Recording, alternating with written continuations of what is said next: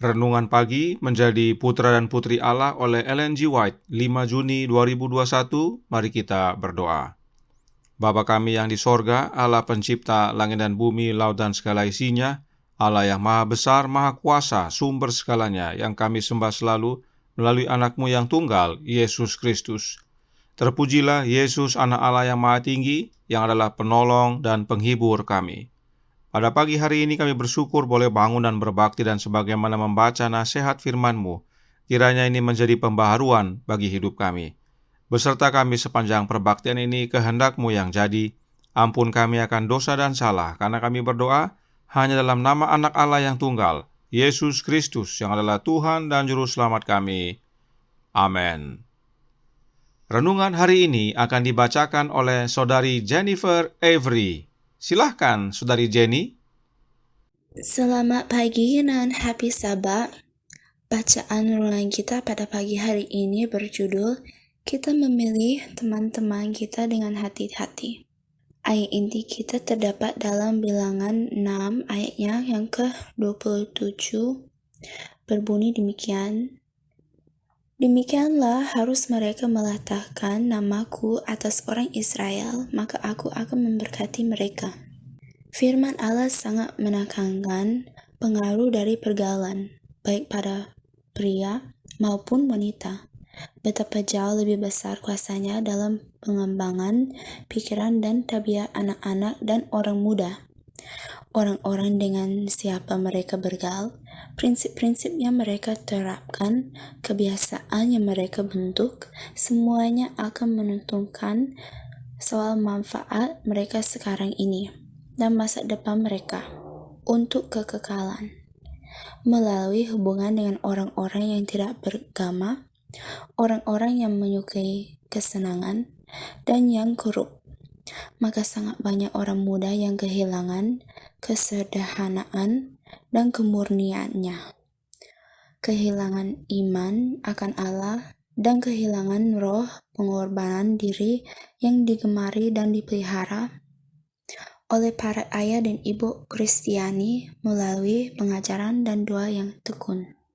Sebagaimana lazimnya, pria dan wanita yang memiliki pandangan luas, maksud-maksud yang tidak mementingkan diri, aspirasi yang mulia, adalah orang-orang yang di dalam diri mereka sifat-sifat ini telah berkembang melalui pergaulan mereka pada tahun-tahun permulaan.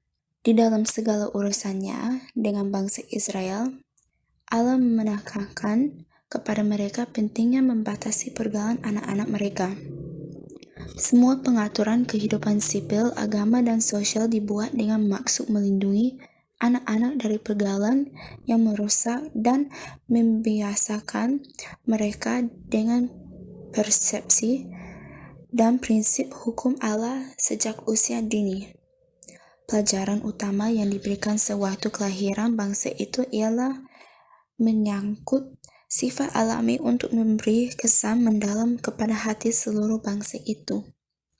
Sebelum hukuman terakhir yang mengerikan itu dijatuhkan kepada orang-orang Mesir dengan matinya semua anak sulung, Allah memerintahkan umatnya agar mengumpulkan anak-anak mereka di dalam rumah mereka sendiri.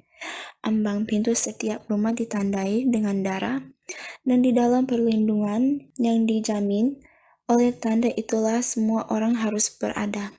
Demikianlah dengan para orang tua zaman ini yang mengasihi dan takut akan Allah harus menjaga anak-anak mereka di bawah ikatan perjanjian, yakni di dalam perlindungan dari pengaruh-pengaruh kudus yang dimungkinkan oleh darah penebusan Kristus. Terima kasih. Terima kasih atas penata layanan Saudari Jenny. Tuhan Yesus memberkati. Selamat pagi, saudaraku dalam Tuhan. Selamat Sabat. Kembali nasihat renungan pagi ini fokusnya kepada orang-orang muda, khususnya tentang memilih teman atau dalam pergaulan. Roh Nubuat menuliskan dalam Membina Keluarga Sehat halaman 359 paragraf 2 yang berkata, biarlah orang muda diyakinkan dengan pemikiran bahwa mereka bukanlah milik mereka sendiri. Mereka adalah milik Tuhan. Mereka adalah tebusan darahnya dan tuntutan kasih-Nya. Mereka hidup karena Ia memelihara mereka dengan kuasa-Nya. Waktu, kekuatan, dan kecakapan mereka adalah milik-Nya yang harus dikembangkan, dilatih, dan digunakan bagi-Nya. Ini adalah fondasi dalam memilih teman dan atau bergaul, yaitu bahwa orang-orang muda dan bahkan kita semua adalah milik Tuhan yang adalah Kristus. Artinya, apapun yang kita lakukan, termasuk memilih teman dan bergaul, harus memiliki persetujuan Sang Pemilik. Nyonya White menuliskan dalam Review and Herald April 27 tahun 1905 paragraf 7 yang berkata, "Begitu besar kasih Allah akan dunia ini sehingga Ia mengaruniakan anak tunggal yang diperanakkannya, agar setiap orang yang percaya kepadanya tidak binasa, melainkan beroleh hidup yang kekal." Jangan pernah lupa bahwa Anda adalah milik Kristus. Biarlah semua pekerjaan Anda hingga detil terkecil sedemikian rupa sehingga Dia dapat menyetujuinya. Janganlah untuk mendapatkan keuntungan duniawi mencuri apa yang menjadi milik Tuhan. Sampai kegiatan per menit sekalipun atau yang disebut hingga detil terkecil harus mendapatkan persetujuan Yesus. Sebab memang Yesuslah pemilik kita. Kita telah dibeli dengan darah-Nya. Nah, apakah maknanya kita adalah milik Kristus? Suratnya nomor 180 tahun 1903 paragraf 36 berkata, "Aku tidak bisa mengikuti kecenderunganku sendiri, karena aku milik Kristus. Hidupku terikat dengan hidup-Nya." Inilah makna kita menjadi milik Kristus. Hidup kita terikat dengan hidup-Nya Yesus. Tidak heran, apapun yang kita lakukan harus atas persetujuan Yesus. Apakah kita bisa terikat hanya setengah-setengah saja? Testimonies for the Church volume 2 halaman 493 paragraf 1 menyatakan, "Kristus tidak akan menerima apapun kecuali seluruh hati, seluruh kasih sayang. Persahabatan dunia adalah permusuhan dengan Allah." Inilah makna hidup kita terikat dengan hidup Yesus. Hati kita harus seutuhnya menjadi milik Yesus. Sebab Yesus tinggal dalam hati kita. Itu sebabnya Roh Nubuat menasihatkan dalam buku yang sama, Testimonies for the Church volume 2, halaman 690 paragraf 1, yang berbunyi, "Para pengikut Kristus yang sejati tidak dapat menikmati persahabatan dunia dan pada saat yang sama hidup mereka tersembunyi dengan Kristus." Inilah prinsip-prinsip kebenaran tentang menjadi milik Kristus yang perlu kita ingat, agar dalam memilih teman, bukan atas kehendak kita, tetapi atas kehendak Yesus yang tinggal dalam hati kita dan menguasai hati kita sepenuhnya. Jika hati kita tidak sepenuhnya dikuasai oleh Yesus dan masih ada yang kita kuasai, maka itulah yang Roh Nubuat sebut tadi mencuri milik Yesus, atau dalam tulisan lainnya disebut merampok milik Yesus. Kita baca dalam manuskrip 46 tahun 1896 paragraf 8 yang berkata, "Kita adalah milik Kristus, baik melalui penciptaan maupun penebusan, dan kita melakukan perampokan ketika kita menolak untuk memberikan pelayanan hati kita kepada Allah." Jadi saudaraku dalam Tuhan, jika kita mengaku milik Yesus, namun dalam bergaul dan memilih teman kita masih menuruti hati kita dan bukan menurut kepada Yesus, maka kita sama dengan merampok milik Yesus. Sebab diri kita bukan milik kita lagi, tetapi milik Yesus, dan itu termasuk hati kita. Namun meski demikian, Yesus tidak memaksa masuk, tapi Dia ketuk pintu hati kita. Adakah kita mau membuka dan izinkan Sang Pemilik masuk? Kebenaran ini penting sekali kita pahami dan ajarkan kepada anak-anak kita.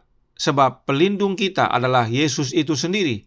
Yesuslah yang melindungi kita dan anak-anak kita dari pergaulan yang salah.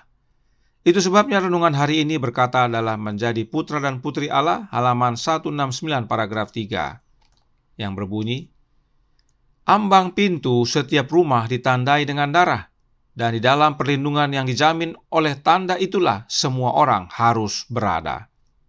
Ini adalah peristiwa menjelang bangsa Israel menerima kelepasan dari Mesir.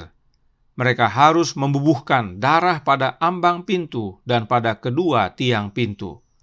Roh Nubuat menjelaskan akan hal ini dalam Para Nabi dan Bapa jilid pertama halaman 290 paragraf 2 yang berkata, "Tanda darah itu, tanda daripada perlindungan juru selamat, ada pada pintu rumah mereka, dan si pembawa maut itu pun tidak masuk ke dalamnya." Kita menjadi milik Kristus karena kita telah dibeli dengan darahnya. Dan darah Yesus itulah ikatan perjanjian bahwa kita dalam perlindungan Yesus, yaitu dengan cara menerima Kristus dalam hati kita. Sebab darah itu sama dengan hidup, dan hidup itu sama dengan roh. Melalui rohnya lah Kristus tinggal dalam hati kita, melindungi kita. Karenanya Temperance halaman 135 paragraf 4 menutup. Kristus di dalam hati, Kristus di dalam hidup, inilah keselamatan kita. Inilah prinsip kebenaran dalam memilih teman dan menjadi teman. Sebab jika Kristus dalam hati kita, bukan hanya kita tahu memilih teman yang baik sesuai kehendaknya, namun kita juga tahu menjadi teman yang Kristiani. Sebab Yesus yang dalam hidup kita menghasilkan buah-buah roh dalam hidup kita, karakter Kristus menjadi karakter kita. Tuhan memberkati, saya bawa dalam nama Yesus. Amin. Mari kita berdoa.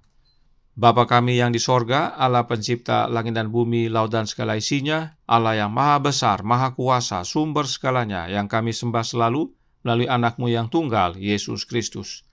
Terima kasih atas prinsip dasar yang penting kami pahami, bahwa kami adalah milik Kristus. Karenanya dalam mengerjakan apapun, teristimewa mengenai hari ini tentang memilih teman atau bergaul, kami melakukan menurut kehendak Yesus. Yesuslah yang mengerjakan dalam hidup kami, sehingga kami memiliki teman yang baik, dan juga kami menjadi teman yang Kristiani bagi sesama kami.